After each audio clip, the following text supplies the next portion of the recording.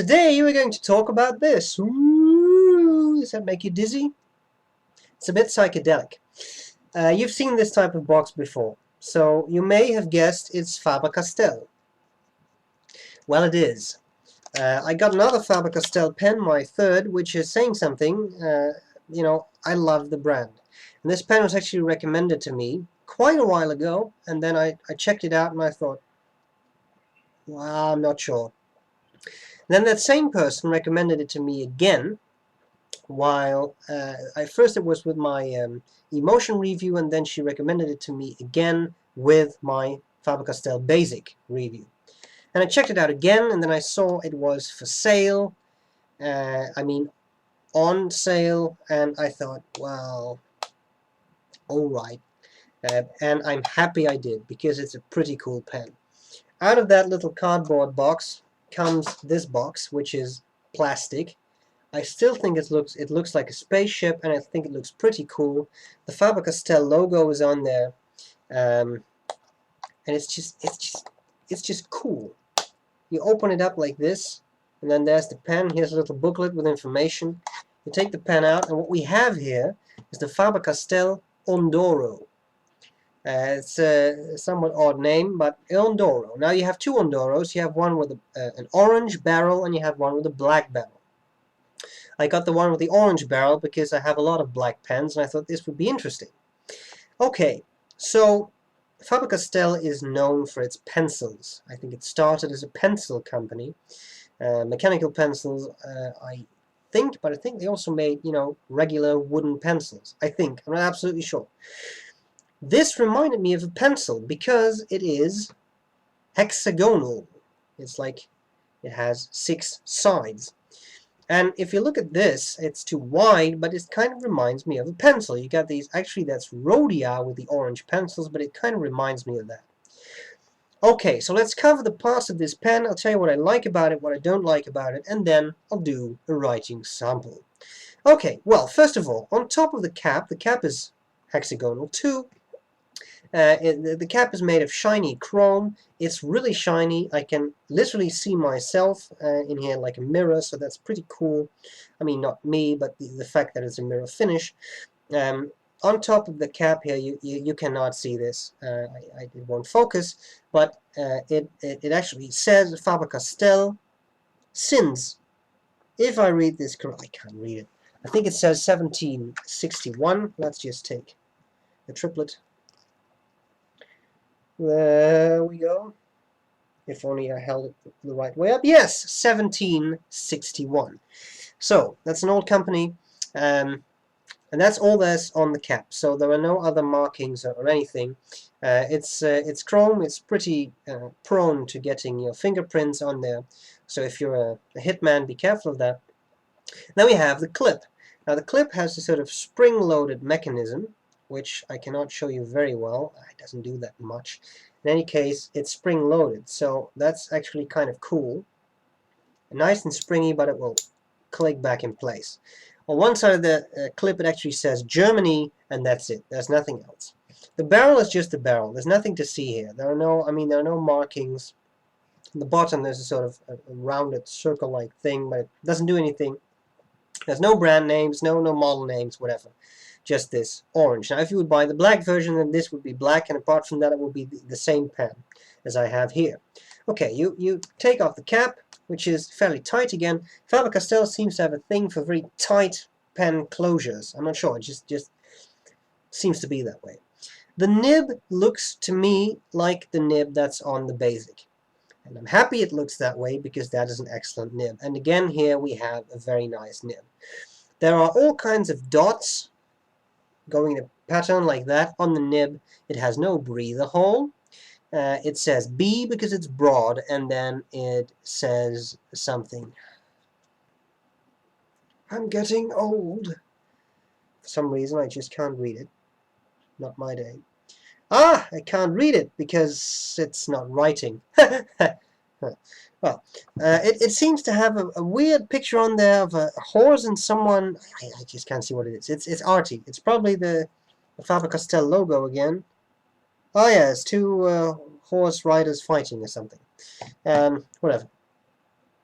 Okay, so we have this nice little extremely tapered grip section, which is broad here, narrow there, broad there again. It's very short. Now when I saw that, I thought, oh, that's probably not going to be very comfortable if you have hands as I do. But I was wrong. This is really comfortable to hold, even if you have large fingers. And think about it. I mean, there's just a very small part of your fingers that actually touches the grip, right? And it's just great. The rounded off thing, your middle finger will curl around that or underneath it. Then you have your thumb and index finger. Awesome. It feels great. You get a little bit of sort of chrome stuff sticking out there, and then you get the black nib collar.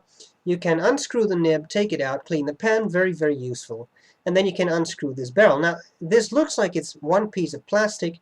Again, I guess it's pointless to move this close to the camera. It won't really focus. But there is actually a line right there. You probably can't see it. And even with the naked eye, if you know it's there, you see it. But if you don't, then I think you'll just look over it. And that is a very fine line that's just used to unscrew this. So you can unscrew it. It takes a Faber-Castell converter, which I bought with the pen. It doesn't come with one. And it takes, I think, standard international short cartridges, because one of those came with the pen. Okay, so what do I like about the pen? What do I not like? Well, I like its looks. I can imagine they're a bit of an acquired taste, but you have to admit it's different. The hexagonal pen, I know there are a few others out there, I think, but you don't see this that often. Now, the good thing about that is that you can just put it down, it won't roll off your desk, because it is flat. I like the fact that you can post it, but because it is a metal cap and a plastic body, it gets a little top heavy.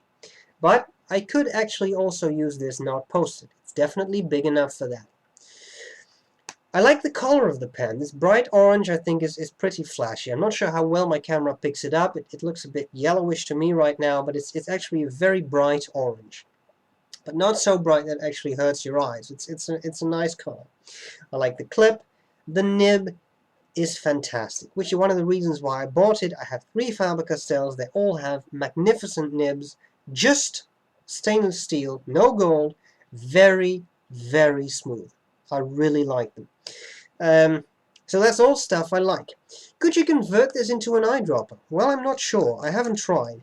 The barrel on the inside seems to be plastic, but there is some I don't know whether it's brass or whatever, but there's metal threads in there, and there is metal, actually, metal threads on the section. So those may corrode when you expose them to ink. So I don't think it would make for an ideal eyedropper, but of course you can try. Just make sure that you can actually damage your pen with that. So what I don't really like, well, this top heaviness is a little bit annoying. I don't really mind it that much, because once I hold the pen, you know, it's sort of resting on my thumb, and it's not really an issue. It could have been a bit bigger. It's not exactly a huge pen, but it's big enough for me to use unposted, so it's not really an issue. And that's really all I can think of. I like the design, I like the way it writes, which is most important, and that's it. So, what I'll do next is show you how it writes, and then we're done. So I hope this was useful, and I'll see you later. Bye-bye! Okay, here we go, writing with the Faber-Castell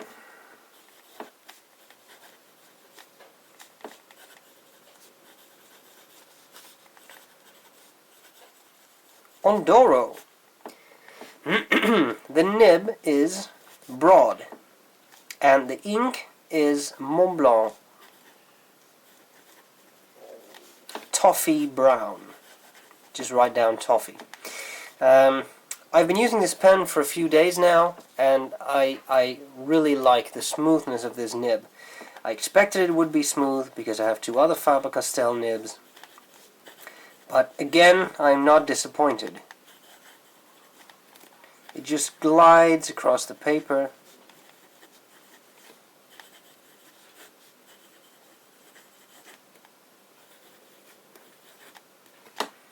And I think it's really pleasant to use. When it comes to line variation,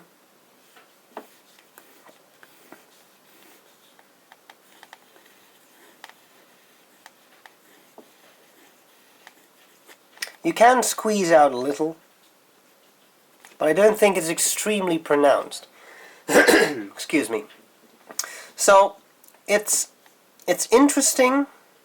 I do think it brings out the shading of an ink pretty nicely, but I don't think you get a huge amount of line variation. For me, that's absolutely fine. I mean, it's not a flex pen, obviously, so this is what could be expected. Now, let's have a look. You see, I didn't use it for a bit, and it wrote straight away. There were no startup issues. Now, let's do a bit of quick writing.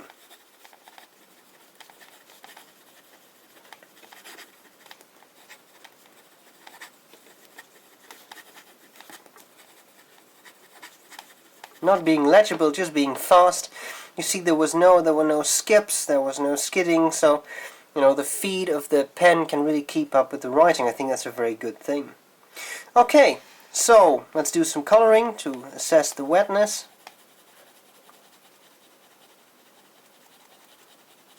Well, that looks pretty wet to me, just the way I like it, actually.